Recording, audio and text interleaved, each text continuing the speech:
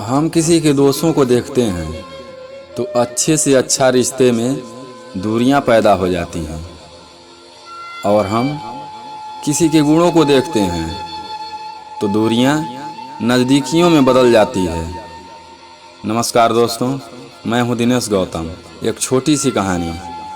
एक गांव में एक पति पत्नी रहते थे। दोनों का आपस में बनता नहीं था।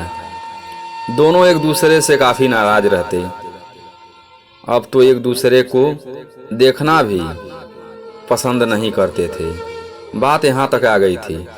फिर एक दिन एक आदमी ने कहा कि नगर में एक महात्मा जी आए हुए हैं, तुम लोग वहाँ क्यों नहीं चले जाते। फिर दोनों पति पत्नी महात्मा के पास पहुँचे। फिर दोनों महात्मा को प्रणाम किया। महात्मा ने पूछा, आप लोगों को क्या परेशानी है। इस पर पत्नी ने कहा कि हम लोगों का जीवन अस्त व्यस्त हो गया है, एक दूसरे से हम लोगों से बनती नहीं। तो महात्मा ने कहा, आखिर क्यों। फिर पति पत्नी महात्मा के सामने एक दूसरे के बुराइयों का पहाड़ खड़ा कर दिया। फिर महात्मा ने कहा कि चलो, यह तो आप लोगों की कमियां हो गई, लेकिन अब एक दूसरे के अच्छाई के बारे में बताओ। फिर दोनों पति पत्नी चुप हो गए। दोनों बहुत देर तक चुप रहे। महात्मा ने कहा, यह लो कागज और कलम, अगर बोल नहीं सकते तो लिख तो सकते हो। दोनों पति पत्नी एक दूसरे की अच्छाइयों के बारे में लिखने लगे।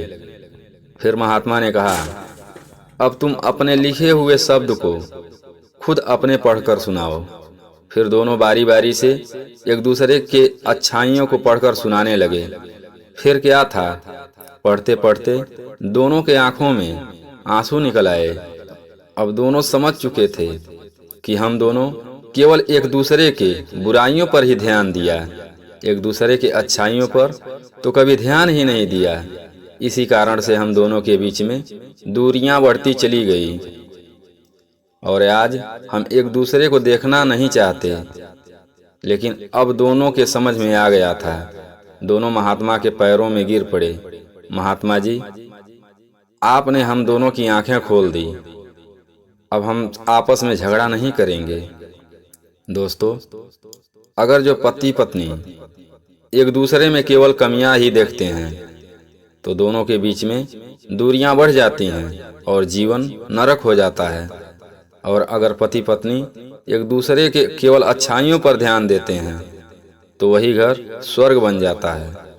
अगर कहानी पसंद आई हो तो हमारे चैनल को सब्सक्राइब करें और बेल आइकन को दबाना ना भूलें।